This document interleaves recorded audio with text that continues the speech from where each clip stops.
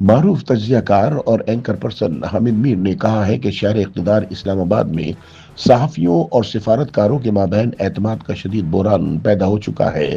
ان کے مطابق متعدد پاکستانی صحافیوں کو یہ شکایت ہے کہ انہوں نے کسی سفارتکار کے ساتھ آف دی ریکارڈ گفتگو کی، لیکن اگلے ہی روز وہ بات خفیہ ایجنسیوں تک پہنچ گئی، جہاں سے صحافی کے لیے مشکلات پیدا ہو سکتی ہیں۔ بعض معاملات میں ایسا بھی ہوا کہ کسی صحافی نے کوئی بات کی ہی نہیں، لیکن اس کے ساتھ ایک غلط دعویٰ منسوب کر دیا گیا، جس کے باعث اب اسلام آباد کے صحافیوں اور سفارتکاروں کے مابین اعتماد کی خلیج بڑھتی جا رہی ہے۔ روزنامہ جنگ کے لیے سیاسی تجزیے میں حامد میر لکھتے ہیں کہ صحافی اور سیاستدان کی دوستی ہمیشہ مشکل رہی ہے، تاہم صحافی اور سفارتکار کے درمیان تعلقات اتنے پیچیدہ نہیں ہوتے۔ یہ رشتہ اس وقت بگڑتا ہے جب صحافی خبر کے پیچھے جانے کی بجائے کسی کا سفیر بننے لگے، کیونکہ اس مرحلے پر وہ صحافی نہیں رہتا۔ حامد میر کے مطابق حال ہی میں ایک غیر ملکی سفارتکار نے ان سے سوال کیا کہ پاکستان کے صحافیوں کے پاس خبریں کم اور افواہیں زیادہ کیوں ہوتی ہیں۔ اس سوال پر انہوں نے اختلاف کرتے ہوئے کہا کہ آج بھی اچھے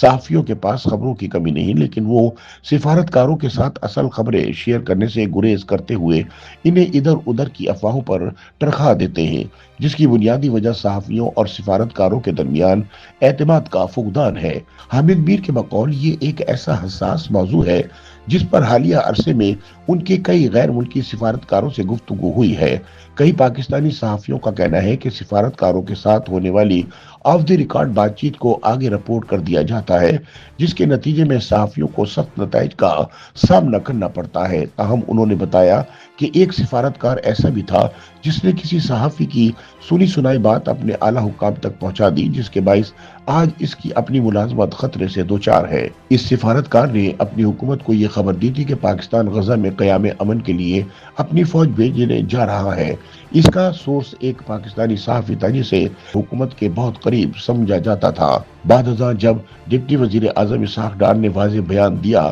کہ پاکستان حماس کو غیر مسلح کرنے کے لیے غزہ میں فوج نہیں بھیجے گا، تو وہ سفارتکار پریشان ہو گیا۔ اس نے اپنے سورس سے پوچھا کہ خبر غلط کیوں ثابت ہوئی، تو جواب ملا کہ یہ بات سوشل میڈیا پر پڑھی گئی تھی۔ حامد میر کہتے ہیں کہ سوشل میڈیا پر فیک نیوز اور جعلی ویڈیوز کی یلغار نے کئی سنجیدہ اور سمجھدار افراد کو اس پلیٹ فارم سے دور کرنا شروع کر دیا ہے۔ سوشل میڈیا پر یہ دعوے کیے جا رہے تھے کہ امریکہ کے سابق صدر ڈونلڈ ٹرمپ ونزویلا کے بعد ایران پر حملہ کریں گے اور پاکستان اس حملے کے لیے امریکہ کو اڈے فراہم کرے گا۔ تاہم 6 جنوری کو اقوام متحدہ میں پاکستان نے ونزویلا کے خلاف ٹرمپ کے اقدام کی مذمت کر کے ایک بار پھر سوشل میڈیا کی خبروں کو غلط ثابت کر دیا۔ حامد میر کے مطابق ونزویلا میں ٹرمپ کے اقتدار نے دنیا بھر کو ہلا کر رکھ دیا ہے، اور یہ سوال بھی پیدا ہو رہا ہے کہ اگر روسی صدر کے حکم پر یوکرین کے صدر زیلنسکی کو اغوا کر کے ماسکو پہنچا دیا جائے تو امریکہ کیا رد عمل دے گا۔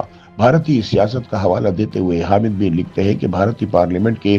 مسلم رکن اور آل انڈیا مجلس اتحاد المسلمین کے سربراہ اسد الدین اویسی نے وزیر اعظم نریندر مودی سے مطالبہ کیا ہے کہ جس طرح ٹرمپ نے ونزویلا کے صدر کو اغوا کر کے نیو یارک پہنچایا، اسی طرح بھارت میں حملوں کے مبینہ ملزمان کو پاکستان سے اغوا کر کے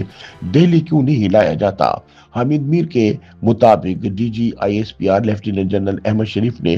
واضح طور پر بتایا ہے کہ بھارتی میڈیا میں یہ دعوے کیے جا رہے ہیں کہ 2026 میں بھارت اور افغانستان کی جانب سے پاکستان پر مشترکہ حملہ کیا جائے گا، تاہم پاکستان کسی بھی جارحیت کا جواب دینے کے لیے تیار ہے۔ انہوں نے بتایا کہ افغان طالبان کے حوالے سے D G I S P R کے لب و لہجے کے بعد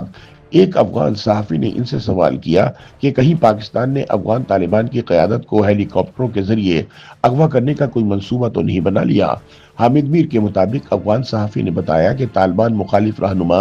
اور احمد شاہ مسعود کے صاحبزادے احمد مسعود نے بیان دیا ہے کہ جس طرح ٹرمپ نے ونزویلا کے صدر کو اغوا کیا، پاکستان بھی افغان طالبان کے سربراہ ملا ہیبت اللہ کو قندھار سے اغوا کر سکتا ہے۔ حامد میر کہتے ہیں کہ انہوں نے افغان صحافی سے سوال کیا کہ اگر پاکستان فوجی کارروائی کے ذریعے طالبان قیادت کو ختم کر دے تو کیا مسئلہ حل ہو جائے گا۔ اس پر افغان صحافی کا کہنا تھا کہ ایسی صورت میں شمالی افغانستان احمد مسعود اور عبدالرشید دوستم کے حامیوں کے کنٹرول میں چلا جائے گا۔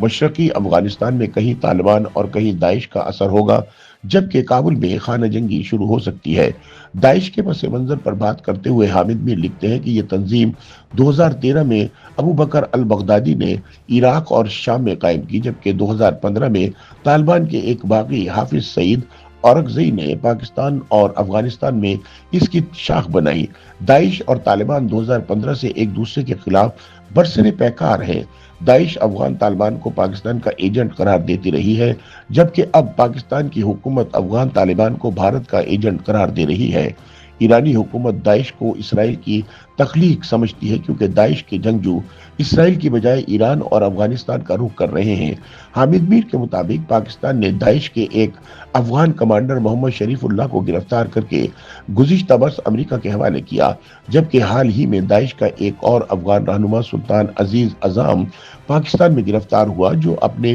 रेडियो चैनल सदाए खिलाफत के जरिए अफगान तालिबान को मुनाफिक करार देता और अफगानों के साथ साथ पाकिस्तानियों को भी रियासत के खिलाफ बगावत पर उकसाता था। हामिद मीर का कहना है कि पाकिस्तान को चाहिए कि सुल्तान अजीज अज़ाम से होने वाली तहकीकात की तफसीलात मंजर आम पर लाई जाए, ताकि ये वाज़ेह हो सके कि दाइश का असल मास्टरमाइंड कौन है। हामिद मीर कहते हैं कि पाकिस्तान समेत खित्ते के तमाम ममालिक को अफगानिस्तान के हवाले से एक मुश्तरका हिकमत अमली अपनाना होगी। अफगान तालिबान को भी ये साबित करना होगा कि वो भारतीय कंट्रोल में नहीं, बसूरत दीगर उनके मामलात मजीद बिगड़ सकते हैं। साथ ही पाकिस्तान को भी ये सोचना होगा कि अगर अफगानिस्तान में तालिबान का कंट्रोल खत्म हो जाता है तो इसके नतीजे में एक नई खाना जंगी जन्म ले सकती है, जिसका सबसे बड़ा बोझ एक बार फिर लाखों अफगान महाजरीन की सूरत में पाकिस्तान को उठाना पड़ेगा।